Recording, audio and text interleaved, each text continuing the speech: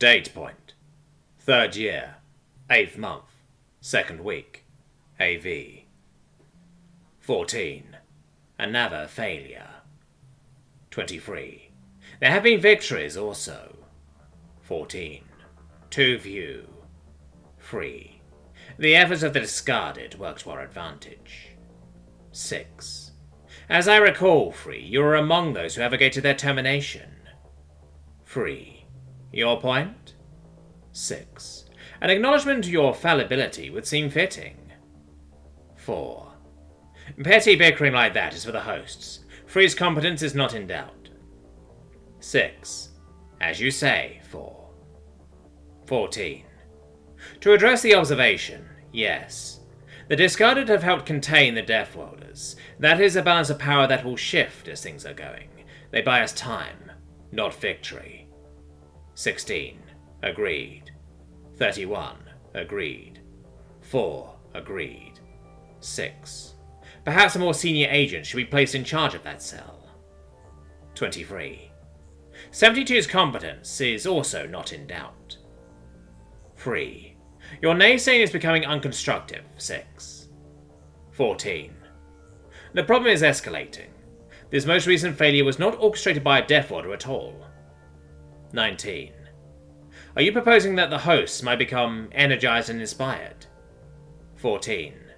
I am proposing that they already are. System notification. User 20 has joined. 6. Well now, you grace us with your illustrious presence. 4. 20 assumes more risk than any of us. You will be respectful. 20. 6's respect is not required. I've completed my analysis of the debris field. 6. Please, enlighten us. What miracles have the Deathworlders performed this time? Can they turn their skin to steel and shoot lasers from their eyes? 4. 6. 6. 20's last report implied that the Deathworlders have solved the single-end wormhole problem. I will not apologize for my skepticism. 20. No such inconsistencies. They appear to have an agent. A fast ship passed through the area shortly before the strike. I believe that it deployed tiny satellites which self-destructed after the battle. If those satellites were stealthed and carried displacement beacons, then it would explain the observed ability of these new ships to jump inside the sphere of engagement. 6. It took you this long to determine that? 20. Without compromising myself? Yes. 6. Useless. System notification. User 6 was muted by user 4. Reason? Correct your attitude. 14. That was satisfying to watch. 4. Correct yours too, or you will be next. 20. I will not apologize for exercising discretion, caution, and patience. Infiltrating the discarded was difficult enough last time. They are not stupid. 2. 6 may be abrasive, but dissenting voices are valuable. They may cast the light where we are afraid to shine it. Soothe your wounded pride and examine the facts. These Deathworlders move quickly. If we are to successfully contain and destroy them, then we must be similarly swift. System notification. User 6 was granted speaking privileges by user 2. 6. At least somebody here pays attention. 2. We have not granted you license to be disrespectful. 6. Yes, 2. 20. With respect, 2. Avoidable setbacks will only serve the slowest in the long term. Hasty and ill-advised assaults have already cost us too much. The next must be slow, must be stealthy, must be unanticipated, and must be devastating. 8. The evidence does appear to favour that. 20. We must also put aside our power politics for now. 0 and 13 both failed because they acted alone in search of glory, and now they both need replacing. Now, 24 has gone the same way. We must stop allowing them to pick us off one by one. This is too important for ego. 5. You do not tell higher ranks what we must do. 20. Then I respectfully suggest that we all set aside our pride and focus on combining our efforts to bring practical resolution to this crisis. 2.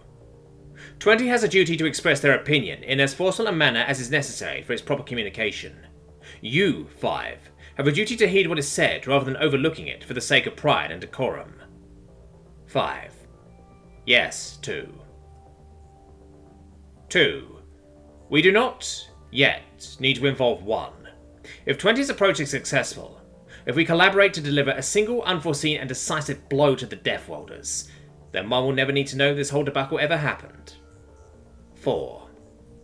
I still say that it was an unforgivable oversight not to foresee that intelligence might arise on that planet a second time. 6. 2. May I have permission to remind 4 that she was in equal part responsible for that oversight? 4. How dare you? 2. We believe you just did. Our permission will be redundant. 4. I request a punishment. 2. Denied. The observation is accurate, and even insubordination has its value. Nevertheless, 6.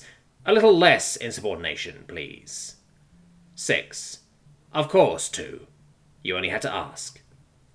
System notification. User 4 has signed out. 94. The Deathworlders call that a rage quit, I believe. 57. Apt. 14. Can we please focus? 6. Agreed. What do you recommend, 20? 20. The discarded. 14. Sensible.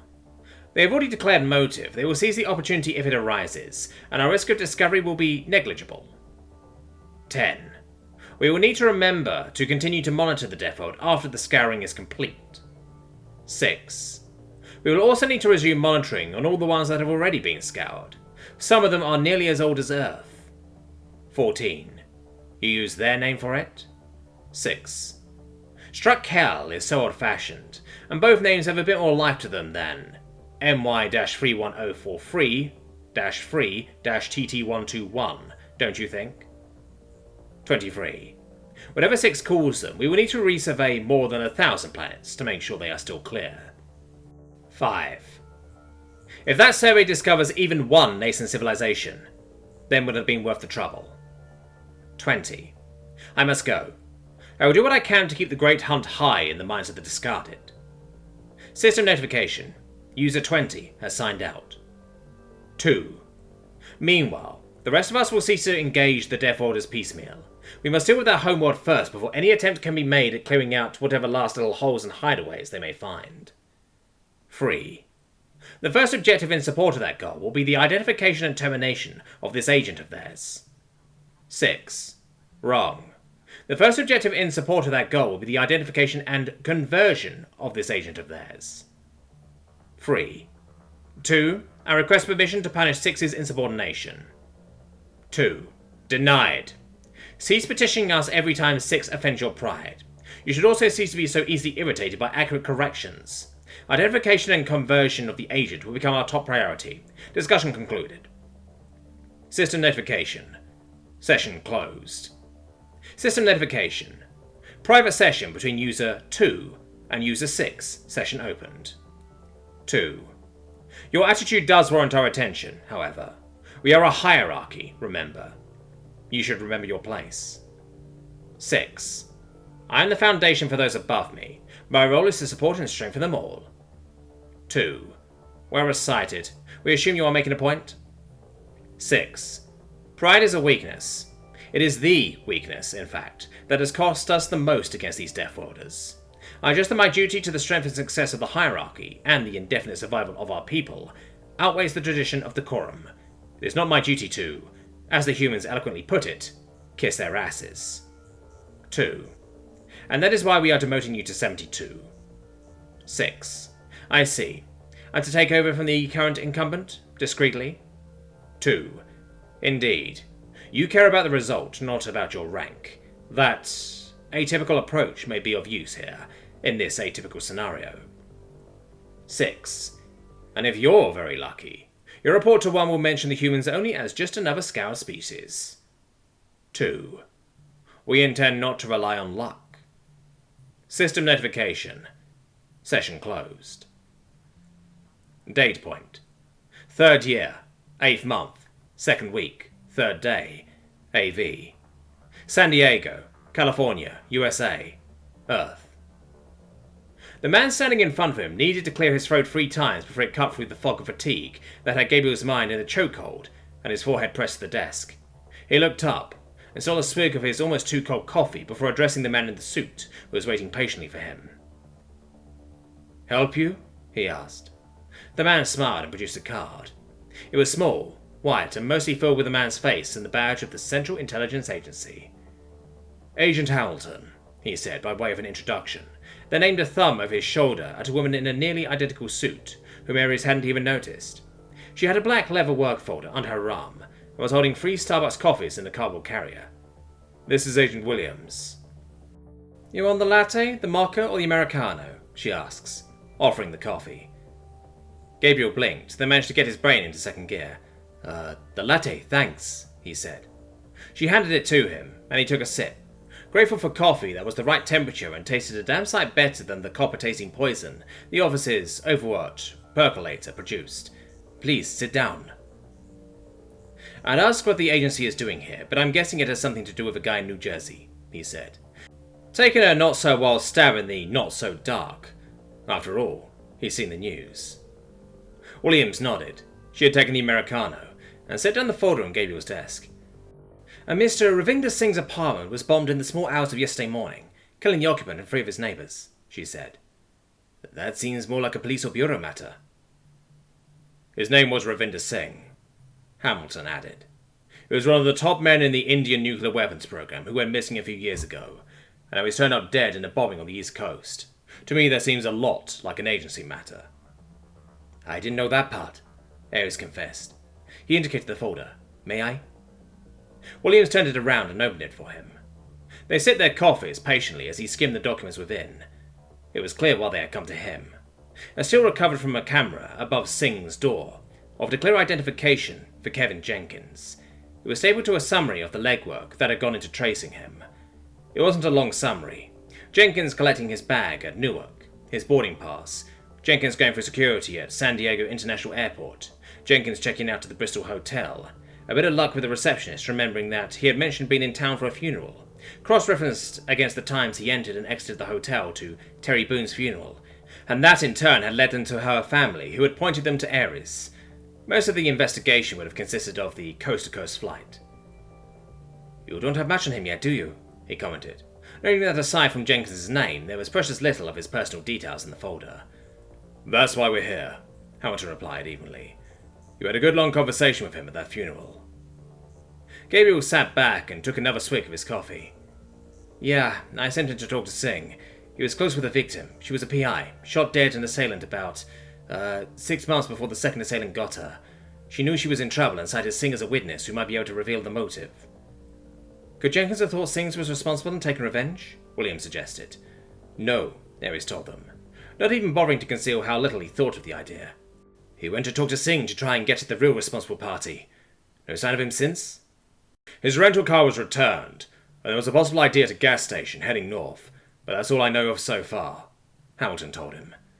Let me spare you the legwork. He'll have gone to Scotch Creek.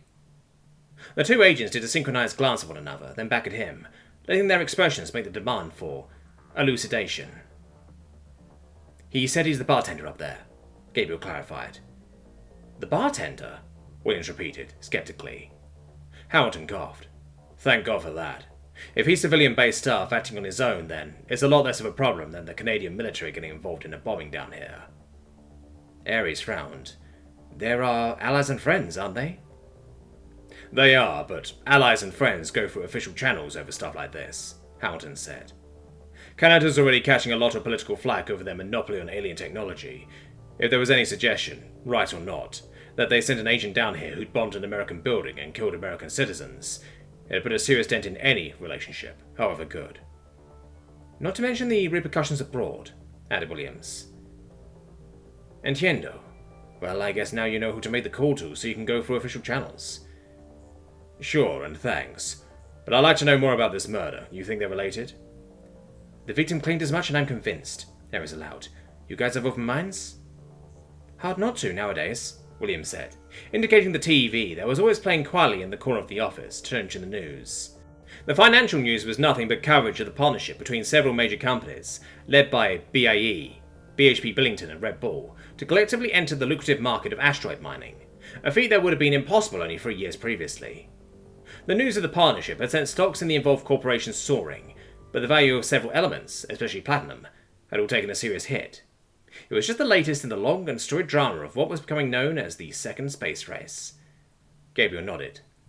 Then let me show you the evidence she left, he said. Date point. 3rd year, 8th month, 2nd week, 3rd day, AV. Planet.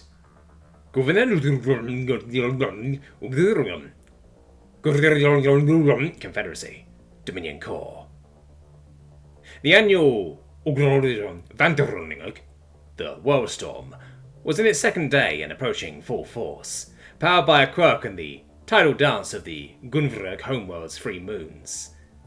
This year's looked set to be a relatively mild one, with only 3 dark striations of lightning blistered cloud having so far formed from the angry black girdle around the equator, to lash out northwards and southwards towards the poles.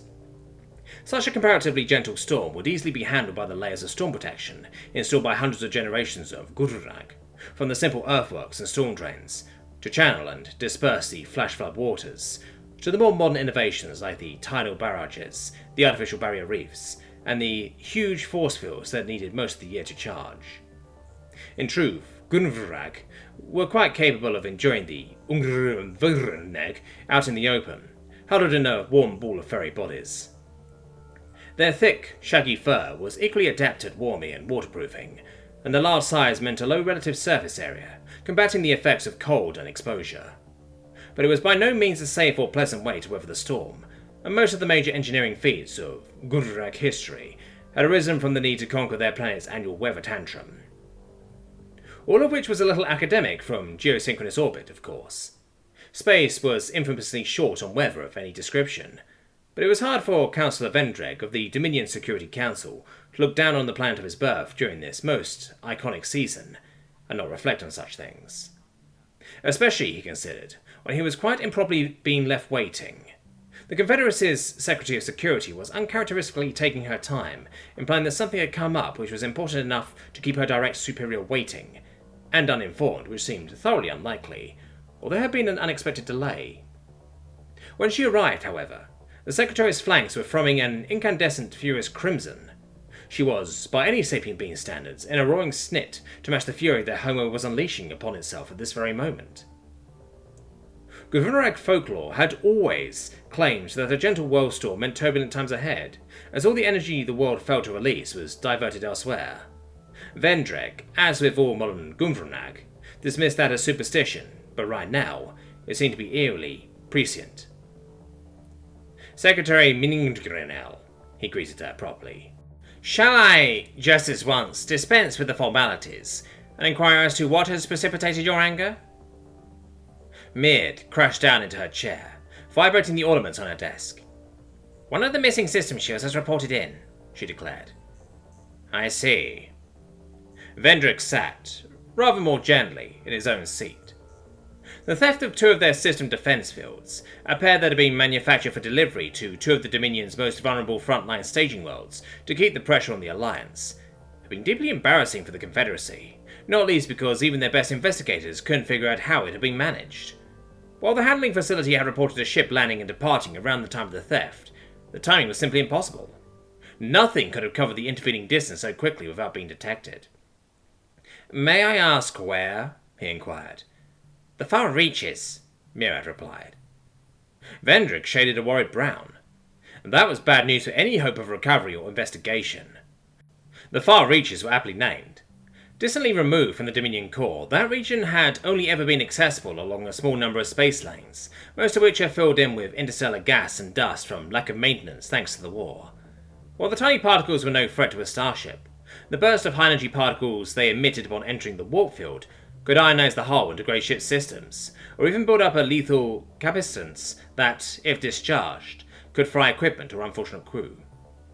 Even navies, pirates, and even the hunters preferred to stick to the cleared spacelines where they could. The few lanes that remained open in the area passed through annexed Celsi space and were heavily checkpointed.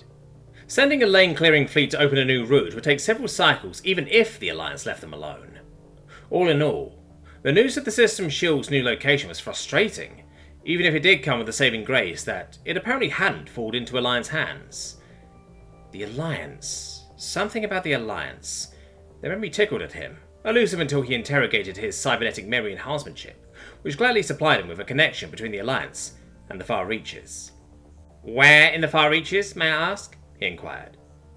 "Some private retreat planet with one of those terse courty names," the secretary told him. "Why?" "It wasn't Simbrine, perchance?" As for a matter of fact, it was. She shaded pink and teal, a cocktail of surprise and curiosity. "You're familiar with it?" "Oh dear." Date point: 3rd year, 8th month, 2nd week, 3rd day, AV. San Diego, California, USA, Earth. "Taking your work home, Gabe?" Aries smiled. Detective James Jimmy Rowan was the closest thing he had to a good friend among the homicide detectives, and the two often backed each other up as partners. "The CIA's getting involved now. I need to get it all sorted out for them," he said. The briefing with Hamilton and Williams had taken several hours, as they had gone through all of Boone's bequeathed findings and suspicions, followed by the fruits of Gabriel's own research. Superior as his resources were, he had other cases to worry about, and so hadn't been able to put the time in that he would have liked. The agency? Man. Jimmy leaned back in his chair, sucking on one of the Tootsie Pops that were supposedly helping him quit smoking. Hell of a fucking thing. "Nice guys, I thought," Gabriel commented. "Not like your Ray-Ban wearing spook pajeros from those movies you love." "Yeah, reality's always more boring," Jimmy agreed. "Hey, don't blow both your days off on that folder, okay? Go out, get drunk, get laid." "I was just gonna watch NBA, man." "Come on, you can't have had any action since your divorce, bro," Jimmy insisted. "Just because your balls need constant maintenance or they explode doesn't mean mine do," Gabriel replied, smiling. "Yeah, I know. Still not ready yet," Jimmy gave up. "Enjoy your basketball, man." Gabriel lived only a few minutes' drive from the precinct, in a nice but inexpensive apartment with a decent view of downtown. Most days he didn't even bother driving to work. Instead, he changed in the precinct locker room into his sweats and jogged home, keeping his fitness up and working out the kinks and tensions of sitting at his desk for so many hours. The exercise allowed his brain to freewheel, too. It was nice to get out of cop mode and just be Gabriel for a bit, but where Detective Aris was a cool and effective professional, Gabriel was a warrior. The bombing, the CIA's involvement, the casual brutality that had been inflicted on Terry Boone for digging exactly where he was digging now. If he'd bothered to drive in, he might even start checking his car for explosives. As a result, he was in a strange mood when he got back to his apartment building, physically relaxed but mentally tense. He knew he was jumping at figurative shadows, but he couldn't forget that the first time he'd met Boone, she had just shot dead an intruder in her own apartment, an intruder who had very obviously been there to kill her. And the lights were on in his, as was the TV. He could hear it. This fact gave him several moments' pause. He could see the glow under the door, and right now all his mind could spring to was that parking lot, and the carnage that had spread all over it. He retrieved his gun from his bag and loaded it as soon as he dared. He turned the key in the lock as quietly as he could, slipped inside, and ghosted along the hall carpet until he could poke his head gently around the corner and into the main room, ready to snap it back at the first hint of danger, convinced that his pounding heart would alert the intruder to his presence. Somebody was sitting on his couch. His face was an unreadable skull mask in the television glow, and he definitely shouldn't have been there. But there was no possibility that Gabriel could fail to recognize him. Date point: 3rd year, 8th month, 2nd week, 3rd day, AV. Planet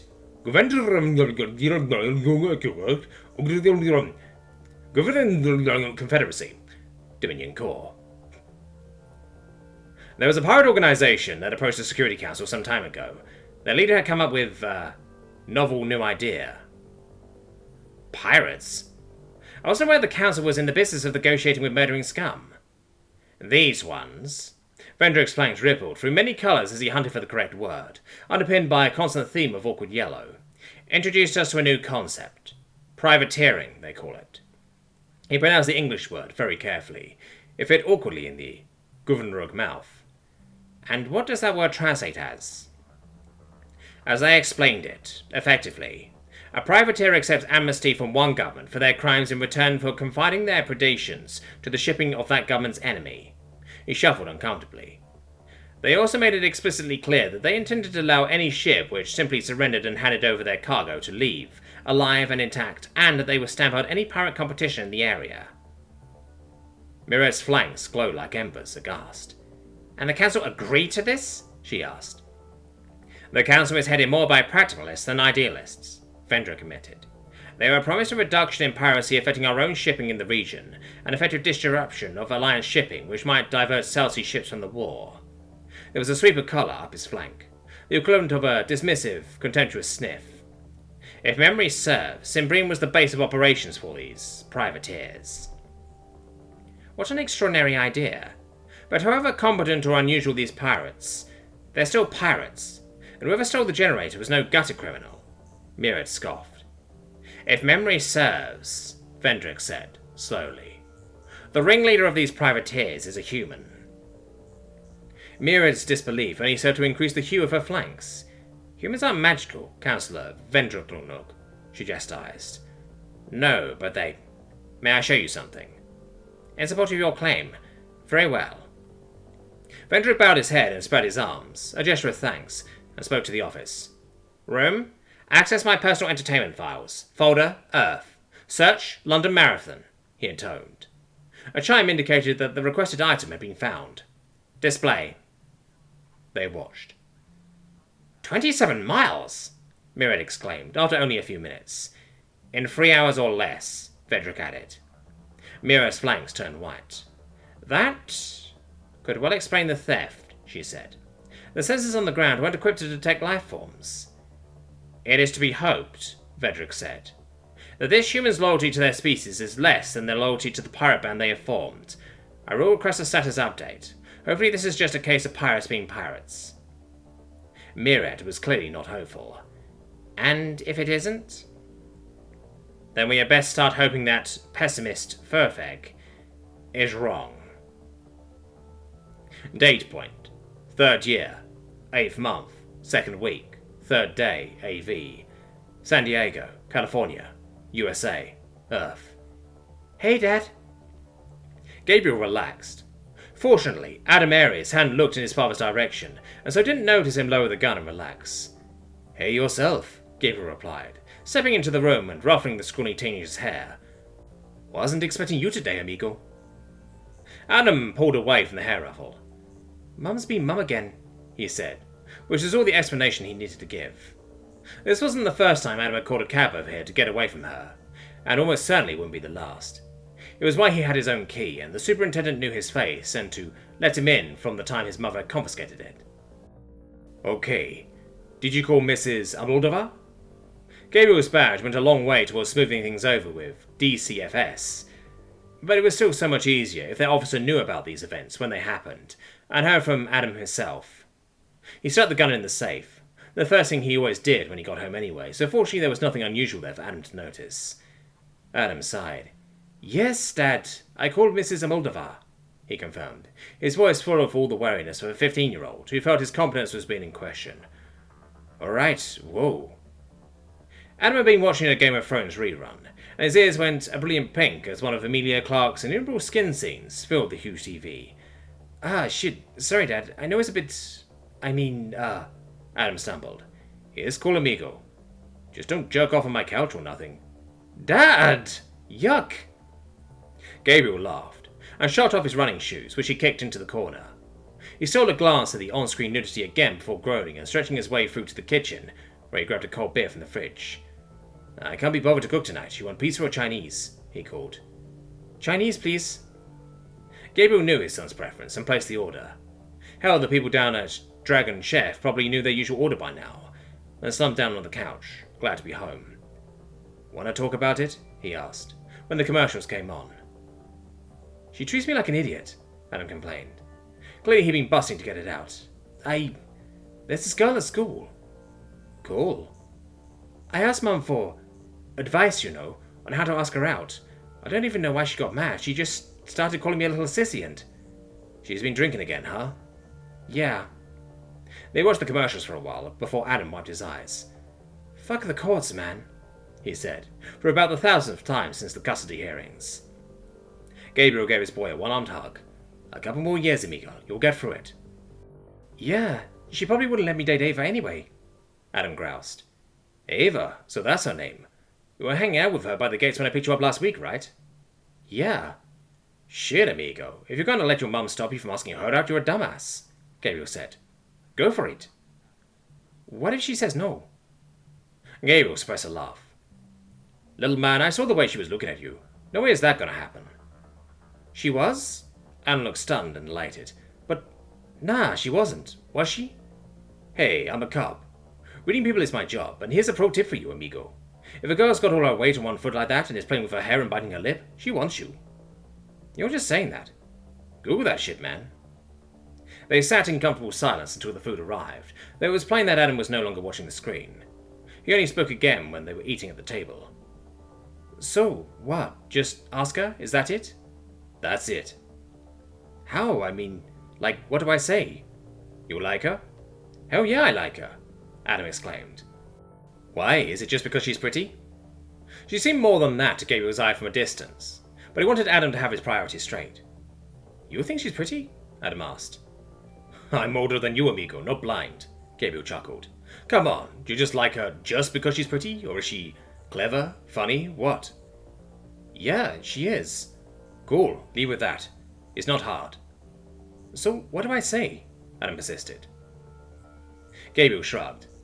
Next time you see her, after you've said hello, if there's like an awkward pause or something, you could just say, Hey, I really like you. You're funny, you're smart, you're pretty, and I was hoping we could go on a date. Something like that. Adam looked blank. That's it? He asked. That's it. It's not rocket surgery, man. Gabriel grabbed the last dumpling and devoured it. For once, his son was too lost in thought to complain. But what if she says no? He repeated. Gabriel rolled his eyes and smiled, remembering how short his own confidence had been at that age. Okay, compadre. What I'm about to tell you may sound at first like the bleakest and most depressing thing in the world, but I promise this is the secret to love, okay? What secret? Gabriel leaned forward. There is no such thing as a perfect girl, he said. There is no the one or your soulmate. I know you're really into her, and just trust your old man, she's into you too. But she's only human. If she does say no, then that's her loss, okay? It's not the end of the world. There's other girls out there, and it'll hurt and be embarrassing at first. But you're tough, you'll get on with your life, and a handsome devil like you'll be fending the ladies off with a bat. You're right. That sounds kind of shitty, Adam agreed with a weak smile. Trust me, it's the best thing. You've got to understand, little man. Relationships don't just happen magically because an angel came down and touched you both, okay? That only happens in movies and pop music. You have to put work and effort into your girl, and it all starts with remembering that if she says no, then she's an idiot. And if she says yes, then she's the luckiest girl in the world, okay? Okay. Do you have a few date ideas lined up? I don't know. A movie? Bad idea, amigo. Movies are just a couple of hours sitting in the dark ignoring each other. That's no kind of a date. You want to go do something when you're actually interacting, something she likes, and if you like it too, so much the better.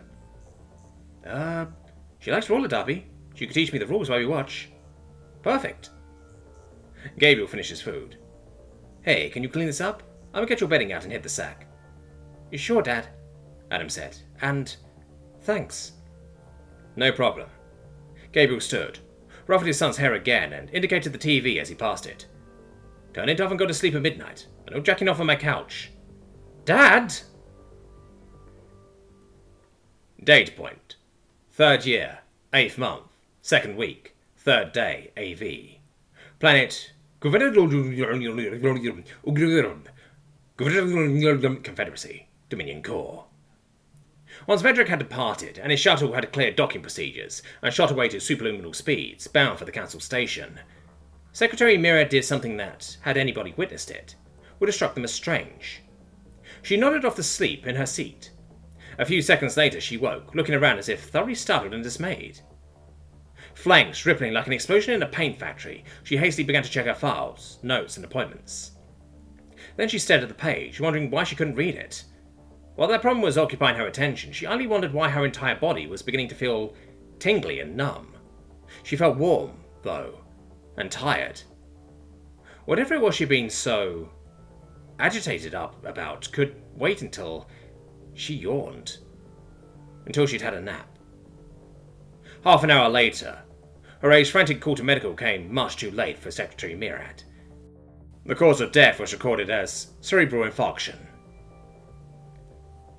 Date point. 3rd year, 8th month, 2nd week, 4th day, AV. San Diego, California, USA, Earth. Welcome back. How is the East Coast? Cold, wet, and grey.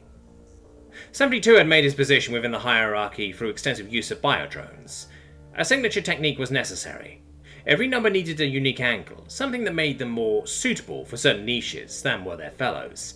The biodrone angle had paid off beautifully in leading to the Earth assignment. These human ones bothered him somewhat, though. Despite being entirely slave to his will, they still retained an element of personality, and a tendency towards being talkative, or even garrulous. Other numbers may have seen this as a liability, but the humans seemed uniquely capable of spotting a fake in their midst. The first-generation biodrones, the ones that had been truly limited in faculties and personality, had provoked remarkably strong negative reactions among the few humans with whom they had interacted. The uncanny valley, they called it. If it looked human, but didn't behave enough like one, then it stood out, which was the precise opposite of what a biodrome was for. The successful newer models had a much more mental flexibility, which wasn't comfortable territory to be in. That small hiccup aside, all it took to create a biodrome was one human and a little surgery which, thanks to their uniquely sturdy biology, the chapter recovered from the operations far more swiftly, and was more likely to survive them, than any other sapient, being that 72 had ever converted that way. He would have to archive their DNA for future cloning programs. Still, they weren't cheap or easy to produce. Losing one to Boone's ingenuity and paranoia had been painful, and no appropriate specimens for conversion had yet come his way. Being down to only 2 drones was making it harder and harder to keep pace with humanity's developments. It would be time to create a new one soon. The biodrome was behaving a little strangely, he noticed. It seemed to be drowsy. Even as he watched, it nodded off on his feet, waking up again after a second of a start. "Are you malfunctioning?" he asked. The drone smiled, a little peculiarly. "Oh no," it said, and there was a tone of voice there that didn't belong. Something that was jarringly different to its established modes of behaviour. "I'm better than ever." Date point. 3rd year, 8th month, 2nd week, 3rd day, AV. Today was, technically, the first of Gabriel's 2 days off a week, but he'd never learned the secret to leaving his work at work, or at least not in the cases that really mattered. After a breakfast of pancakes and a phone conversation with Mrs. Almodovar, Adam had been granted leave to stay at Gabriel's apartment for a few days. Given that it was a school day, however, Gabriel had the place to himself for several hours. By the end of those hours, the table and the wall around it were covered in documents and photographs with sharpened comments, observations, coloured lines, speculation, and the fruits of his research and a few phone calls. None of it amounted to a breakthrough. "Hey, Dad," she said. "Whoa." Adam stopped mid-celebration when he caught sight of the vast spread of information that had sprawled all over the apartment. "She said yes?" Gabriel finished. "She did." Adam looked like he couldn't believe his luck. "Geez, Dad, what's all this?" "Murder case," Gabriel told him. Adam picked up a photo from the table, a still of Johnson's face from the security cam footage, mercifully not including the victim's remains. "This the suspect?" he asked. "Give me that." Gabriel snatched it back. "Come on, man, you know this stuff's confidential." "Sorry, Dad. Seriously, though, is that him?" Gabriel relented. Despite his best efforts to persuade the boy towards a safer and more lucrative career, Adam seemed dead set on following his old man into law enforcement. He had to admit the kid had the brain for it. "That's him," he confirmed. Adam glanced at the picture again. "Looks about as average white guy as they come," he opined. "Yup, average height, brown hair, brown eyes, no distinguishing features, a face that can disappear in the crowd," Gabriel agreed. "And in thin air," he added in the privacy of his own mind. The vanishing act Johnson had pulled mid-video was causing him more and more alarm the more he thought about it. Half his day had involved taking a crash course in space-time distortion physics, and the possible applications of the same reality-folding technology that allowed Pandora and her sisters to fly to Jupiter and back. Some kind of reverse stasis technology that massively accelerated the murderer's personal time, allowing him to move so fast as to disappear between frames, seemed the most likely explanation. But if he had something like that at his disposal... Adam continued to stare at the picture, clearly committing it to memory. He had a good memory for faces, all right. Gabriel had to give his son that. But Johnson's was so generic that unless the kid was memorizing every wrinkle and fleck of white in the beard, and there was no reason to assume that Johnson had retained his beard after a flagrant public murder caught on film, it was a hopeless cause. "Come on, man," she said. "Yes, don't depress yourself with my work." Gabriel chastised him, and started to clear it all away. You really should try to relax when he was off duty anyway. You've got a date. Yeah. Adam seemed happier than Gabriel had seen him in a long while. We're going to see the Derby dolls on Saturday. Sounds like a good date, Gabriel told him. You got anything to wear for it? Not really, Ab admitted. Gabriel nodded and stood. Come on then, he said. Let's hit the mall. Date point. 3rd year, 8th month, 2nd week, 3rd day, AV. Mr. Johnson raised his hands and looked at them as if he had never seen them before, and flexed them, bore them into fists and rolled his shoulder. Strong, he commented. There was something off about his intonation. It was hard to describe. Previously the drone had projected an air of competent, contented, ready for anythingness. Now it was speaking with an air of wonder, maybe, or revelation. 72 affected a frown, even though the courty body wasn't really equipped for that expression. What are you doing? He demanded impatiently. The drone grinned. Your pup has been hijacked, 72, he said. Hijacked? Who are you? The grin broadened. 6. And you chose a biodrome based on a Deathworlder to host you? The thought was repugnant. He may control them, but the thought of ever using one as a host was appalling. It was the only available host. Having tried it, however, I wholly recommend it. You should occupy one of these yourself. Get out of that cage you put yourself in, 6 replied. Next to the gunfrag I was wearing just a few minutes ago, this feels... liberating. He bent over backwards, planted his hands on the floor, and kicked up until he was inverted, wobbling slightly, ignoring the way his body's tie and jacket dangled, undignified in his face. So strong, he exulted. Not that I don't appreciate the input and assistance of a single digit, 72 said, speaking with as much tartness as he could muster, but I was under the impression that this is my operation. Oh, it is. As far as the numbers know, the operation on this planet is still being overseen by 72. I am here unofficially. Unofficially? 72 spat the word. Officially so. If there was one thing a courty body was well designed for, it was looking nonplussed. If there was one thing that 6 seemed to be adept at, besides causing irritation, it was not deigning to notice nonplussed expressions. Amazing. There are whole trees of automic and instinctive functionality in here. The poor bastards aren't so much controlling their bodies as prompting it to do something it already knows how to do.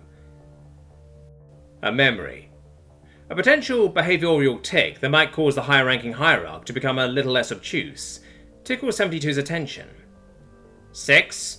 I'd appreciate a clearer explanation of what you're doing here, please, he asked politely. Certainly. The mercurial number flipped right side up again and sat down, cross-legged. You only had to ask. I'm here because Earth has become priority 1, and rather than brave with decorum and insult your competence, 2 felt that a more subtle approach was required. Hence you. 72 concealed his opinion that there were exploding stars less subtle than 6, behind an inflection of polite understanding. Supposedly. Why they felt I was appropriately subtle is beyond me, 6 replied candidly. Possibly they felt that throwing me at a potential disaster would be a good excuse to finally decompile my identity. We're not doing that badly down here, 72 protested. The humans outwitted 24, 6 corrected him. They're flinging themselves into space as fast as they can get their infrastructure in place to do it. They have introduced the galaxy to whole new paradigms of combat. He leaned forward, hands dangling loose across his knees. What we have here, my dear sibling, is a first-degree emergency, and I would have hoped that you would have had the wit to see it, even from down here in the thick of the fighting. They're investigating me. Tenaciously, too, 72 admitted. They have government organisations on several tiers, all behaving like that damnably powerful immune system of theirs. They seem willing to believe what must sound utterly incredible to them, and they seem to be completely paranoid. Paranoid? They back up everything, store their data, spread it far and wide so that even if I kill the person who collected it, somebody else is able to continue their work. Silencing the investigator who betrayed us has only served to risk galvanizing the investigation. I've never heard of anything like it. No. In that case, you're lacking the knowledge of a fundamental component of their psychology, my friend, 6 stood. And if you don't know your enemy, then failure is inevitable. He turned towards the door. Where are you going? 72 demanded. There's work to be done. I'm going to know our enemy, 6 replied. 72 gritted his teeth and sent a communication to his last remaining biodrone. He was really going to need those replacements now. Date point. 3rd year, 8th month, 2nd week, 3rd day, AV. So, I've got a question. Gabriel glanced sideways at his son. Shoot? You said yesterday that you're a cop and how reading people is your job? Yeah? Can you teach me how to do that? Gabriel laughed. Why, so you can tell when a girl is interested in you? Well, yeah, Adam admitted, blushing. But it kinda seems like it'd be a cool thing to know anyway. Gabriel sighed internally. He was just furnishing the kid with more of the tools to grow up into a cop like his old man, he knew. But at the same time, knowing how to look at body language and movement was a useful skill for anybody. It could get a young man out of trouble if he could see trouble before it came gunning for him. Alright, let's grab a snack and I'll teach you a few things, he said. They selected coffee and donuts, prompting a predictable joke from Adam about those foodstuffs and Gabriel's career, and settled into a corner of the food court where they could see much of what was going on. Okay, so, body language. He looked around. The mall was fairly busy. Not heaving, but there was a fair density of humanity moving around. It was an excellent introduction. How many people do you think are here right now? Adam looked around, then shrugged. I don't know, a couple of thousand? Yeah, I'd say so, Gabriel agreed. How many do you think are here looking to break the law? Adam thought about it, then gave him a wide-eyed, head-shaking shrug. Down there, none of them, Gabriel informed him. Pretty much everybody here is just here to shop, buy stuff, go home, live their lives. Most people are decent human beings, okay?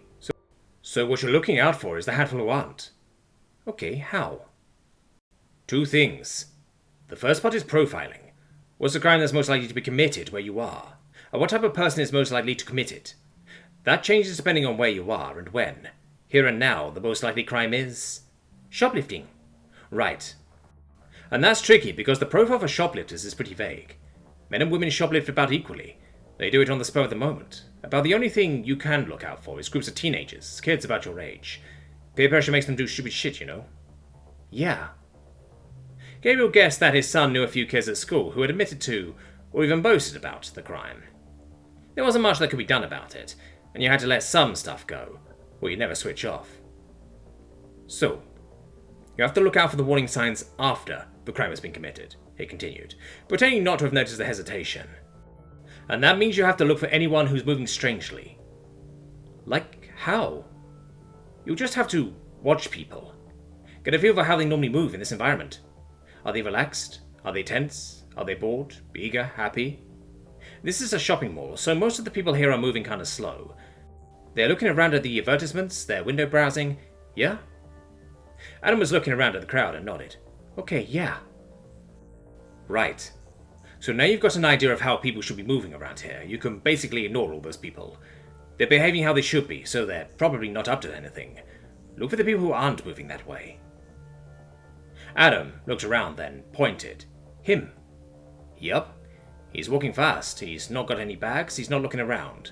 So now you look at his face. What's his expression? He doesn't really have one. I guess... bored? Alright. No expression means he's pretty comfortable. He's not feeling tense or paranoid or anything. So my guess is he knows exactly what he's here for, and he just wants to grab it and go and not waste time. He's got better things to be doing. If I'm right, then he's not a problem. Adam frowned. What if you're wrong? He asked. Then I'm wrong, but like we said, round here the most likely crime is shoplifting, so it's not like somebody could die if I fuck up. I've got a lot of people to look at, so I have to trust my judgment. I can't be suspicious of everyone just because I could be wrong. Adam nodded his understanding. Okay, so you look at how they move, then at their expression. What's next? That's about it, Gabriel said. His son's expression turned dubious. No, seriously, check the movement, check the expression. You have to learn to see the crowd as a bunch of moving abstract shapes, and pick out the motion that's wrong. Too fast, too slow, too jerky. Aimed in the wrong direction. Once you've done that, you look at the face, the shoulders and feet, trying to figure out if they're feeling comfortable or not. If they're moving wrong but look comfortable, then you ignore them. If they're looking uncomfortable, well, there could still be a mum whose kid's trying to swim in the fountain, so that's why you observe them for a bit. Try to figure out what's going on with them. That's all there is to it, then? Adam asked. Sounds unreliable as hell? Gabriel finished for him. Adam looked like he wanted to agree, so he nodded. Yup. It's really only good for spotting the guys who really stand out, but those are the ones you most want to spot, so it works. Getting better at it is just practice. Adam nodded distractedly and frowned at the crowd, clearly trying to practice what he'd just been told. Gabriel suppressed an amused snort and drained his coffee. Anyway, you want to get that shirt now? Sure. Date point. 3rd year. 8th month. 2nd week. 3rd day. AV. Sights, sounds, smells. All so much more acute, all interlinking in fascinating ways. This was how a human viewed the world. A melange of sensory data all arriving at once, sending chemicals dancing and whirling through that intricate, dense neocortex. 6 explored on foot, testing and analysing the way his adopted body could just be aimed in a direction and set to travelling, and the very act of covering the distance one step at a time seemed to free and expand the mind. Isolated as the core of his consciousness and sense of self were running on the implants which riddled the alien body's neural structure, he still felt it. Still felt the glow of endorphins even as the muscles of his new legs warmed and stretched. It was a surprisingly comfortable feeling, a kind of pleasant pain. The body revelled in motion even as that motion tested and taxed it. There was so much to see. By day he wandered in the shade of the buildings of downtown, occasionally venturing into the full glare of Seoul's ultraviolet heavy radiance on the waterfront. He patiently explored the USS Midway Museum, drank in the raw data of the antiquated vessel's role and functionality, mentally noting to retain and use some of the innovative ideas that had gone into its construction. As dusk fell, and the burning heat became a gentle, ruddy warmness, he walked on the beach and indulged his hijacked flesh's unaccountable instinct to remove its footwear. It wasn't like controlling the bodies of other life forms. Everything ran on instinct. Everything was handled locally by independent systems that didn't consult him at all. They just acted on a hair trigger before finally bothering to inform him after the fact. He got some strange looks as he passed a series of females who wore practically nothing, lost in thought at the curious reaction they had, quite unbidden, inspired in his male body's genitalia. Why should he have inherited human taboos and preferences? As night fell, his feet carried him through Gaslamp, where he finally came to understand what the term nightlife meant. Every shadow seemed to hum with some secret or another. Every single person he passed, even just as unconsidered blurs on the sidewalk, seemed to have a vital spark to them. They were going somewhere. They were doing things for a reason. His hijacked body's instincts swung into gear. That group of males over there were large and boisterous, a potential threat. Avoid them. That alleyway was dark. Don't go down it. That building over there was an oasis of warmth and light, from which issued smells and sounds that spoke to several parts of his body at once. His stomach issued a strange noise, and he allowed his feet to carry him towards the bar and grill. He was fortunate, he realised, to have done his research on how to pay for goods and services on this planet. Date point. 3rd year, 8th month, 2nd week, 4th day, AV. I was expecting you to have a hangover, 72 commented. You have a low opinion of me, 6 replied. He had sampled intoxication. He hadn't cared for it. Possibly that was a product of the inherent disconnect between his sense of identity, cloistered away in the cerebral implants, and the rest of the brain, but the experience had been frustrating. A loss of both agility and sensory acuity for no apparent gain. The effects had dissipated after a few hours, leaving him resolved to not do it again. The taste of the food he had sampled, however, was sharp and pleasant memories. He'd eaten meat for the first time, sampling the flesh of once animal life. Unfamiliar textures had seduced his palate. Rare steak, chicken Caesar, frankfurter, cheese. So, do you know our enemy yet? 72 inquired, not bothering to conceal his disdain. More than I did, 6 allowed. There are a few more things to see tonight before I begin my work. And once you've learnt it all, what then? I have already learned that I cannot learn it all. This is just one city, a paltry 1.5 million individuals. There is a whole planet out there filled by more than 7 billion humans. I don't have the time to sample everything on offer. He grinned again. But I have learned a lot already. About how they think, about what drives them, about the way in which they experience the world. The weaknesses are revealing themselves. And how do we exploit those weaknesses? First, an experiment. I see. 72 sounded dubious. And what would this experiment of yours entail? 6 sat down. I learned an expression of theirs last night. They say, poking the hornet's nest. I'm familiar with it. It's an allegory for doing something very foolish. All data points arrive from doing something ostensibly foolish, Six replied. We'll need to sacrifice your last biodrone. Date point. 3rd year, 8th month, 2nd week, 4th day, AV.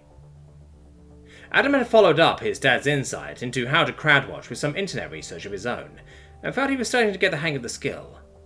He'd also done some research on how to have a good first date. Arriving early at Skateboard allowed him to accomplish both. After a few minutes, he got into a rhythm, watching people come and go not as people, but as shapes, moving. He got a feel for how they were moving, where and why.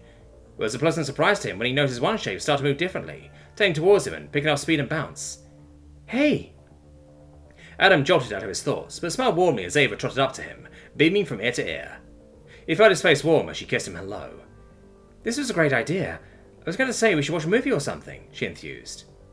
Adam laughed slightly. My dad told me that'd just be 2 hours of sitting in the dark ignoring each other, he confessed. I'd rather see you and talk to you. After he said it, the fear struck him that the line was corny and over the top, but Ava seemed to take it very well. She blushed and bounced happily in her shoes, then took his hand and led him towards the entrance. Adam allowed himself to be led, secretly amazed at how well things were going. Maybe this isn't so difficult after all. Date point. 3rd year, 8th month, 2nd week, 4th day, AV. The biodrome waited. The order would soon come. In a lot of ways it was still human. While it lacked anything resembling a sense of self-interest or an agenda of its own, it still had its emotional responses, and something which might be considered a personality. It had, for lack of a better word, liked its counterparts, both the one that was destroyed and the one which was now occupied by a controller. It felt, to some limited degree, a sense of loss and grief over their destruction. It felt similarly about its own imminent destruction. Had it been asked, it would have preferred not to do what it was about to do. But it had not been asked. That was not its role. It had been tasked, and it would do, and it would die. But for now, it waited.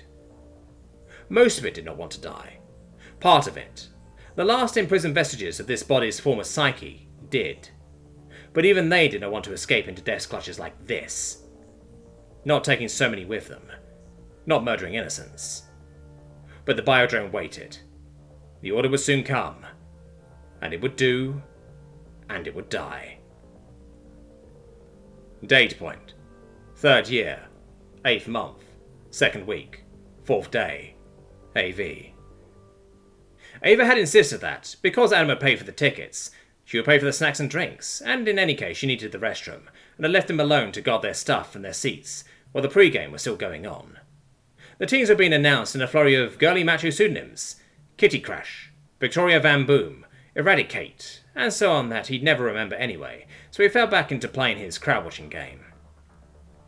That lady over there? Waiting for her kiss standing on the rail? That guy over there? No, he was just after his cell phone. That lady over there was running, but no. She had just settled into her seat with a smile, sharing a lively greeting and a hug and double-cheek kiss with her friend. That guy over there was... Oh shit, he swore. Nobody else could be so average, so bland. It was almost a defining trait in its own right. If he hadn't been walking too slowly, looking around at the crowd rather than down at the players, if he hadn't been jigging slowly as he moved, as if anticipating something, Adam's eyes would have skipped straight over the guy. As it was, the anomalous movement and attitude drew his eye, and his memory did the rest. He feverishly dug into his jeans pocket for his own phone, just as Ava returned. Okay, what's up? She asked, sensing his urgency. I recognize somebody, Adam said, quietly. Anyone I know? She asked, looking out over the crowd. Her own eyes skipped straight over the guy. He's the suspect in the motorcase Dad's working, he hissed. Sit down. She did so, paling. Adam retrieved his phone and stood, managing to snap a great picture of John Doe's face under the pretense of taking a selfie. He sat again and tapped furiously at the screen. This guy at Derby, and forwarded it to his dad's number. What do we do? Ava asked. Do we call the cops, or... I just did, Adam said. I really hope I'm wrong. She took his hand, manicured fingers intertwining with his own. It made him feel a little better, a little less afraid. He knew he wasn't wrong. Date point.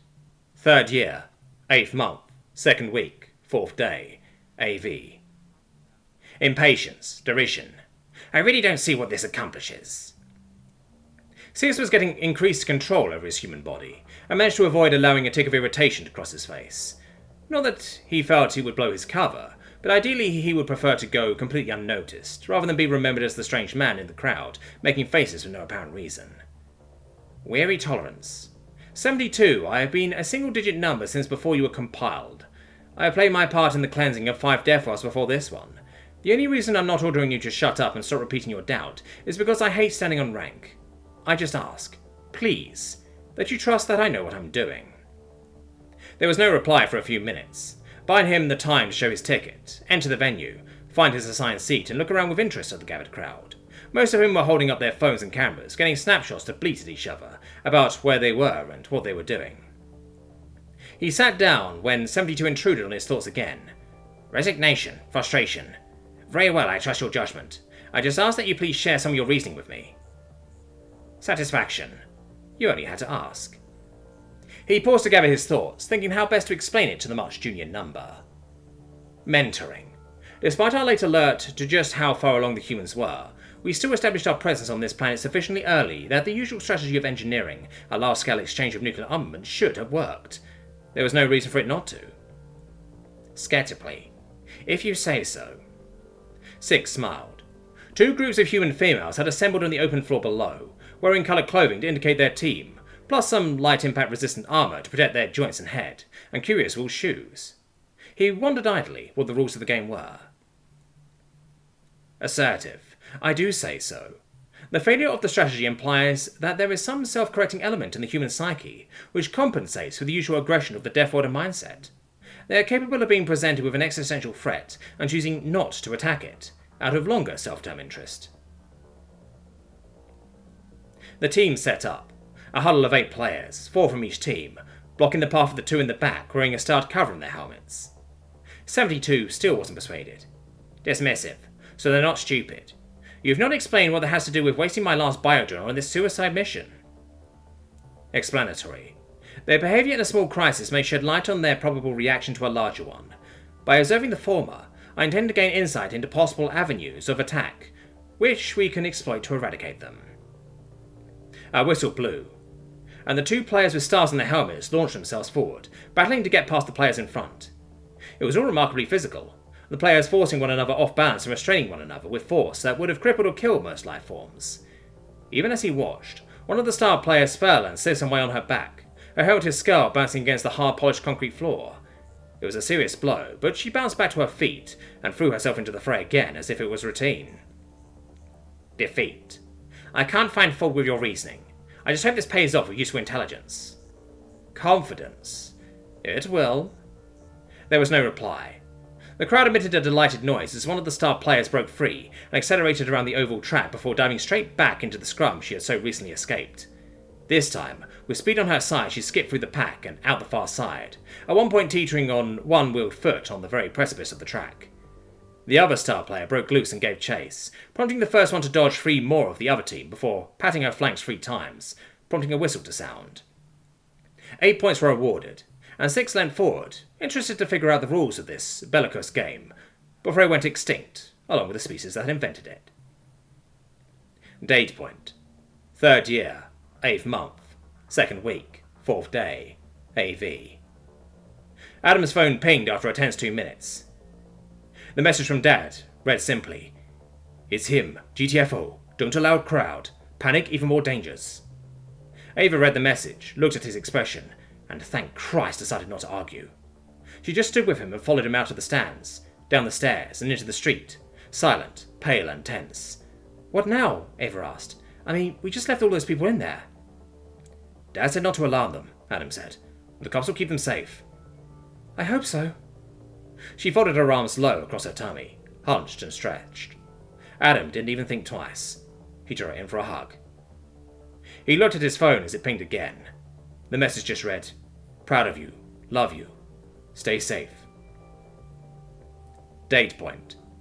3rd year, 8th month, 2nd week, 4th day, AV. 72 would have truly preferred to keep his last drone intact, but 6's superior rank, even if the older number preferred not to rely on it, carried all the weight it needed to. Still, it was good that the arrogant hierarch had shut up for the time being.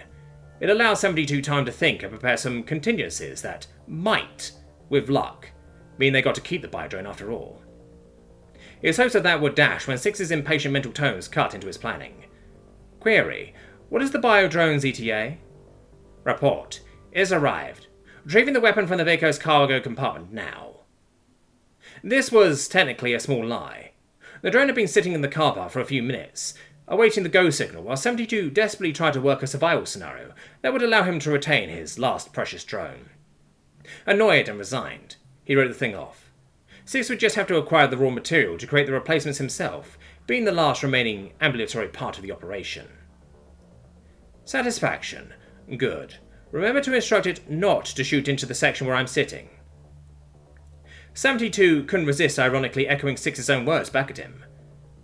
Patient request. I just ask, please, that you trust that I know what I'm doing.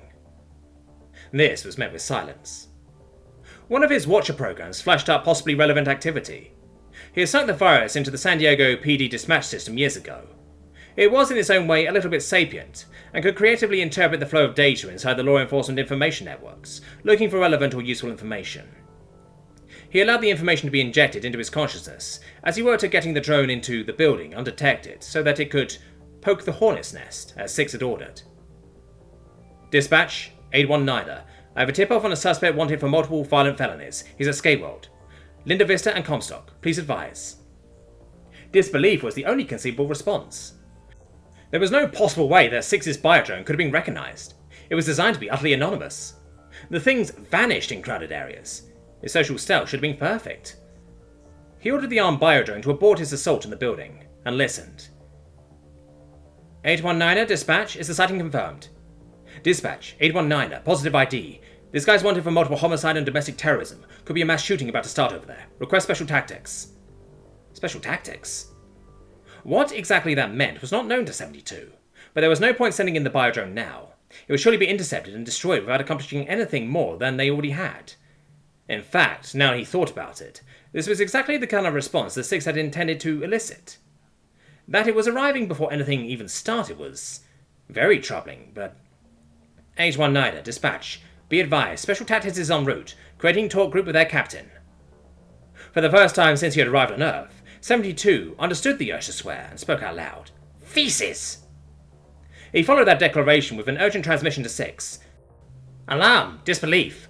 Armed response units will be converging on your location imminently. Abort! Incredulity! That's impossible, nothing's happened yet. Firm assertion. I'm listening to their communications. Abort! Reluctant acknowledgement. Aborting. Firm. I've withdrawn the assault units too. I think we have all the information you need.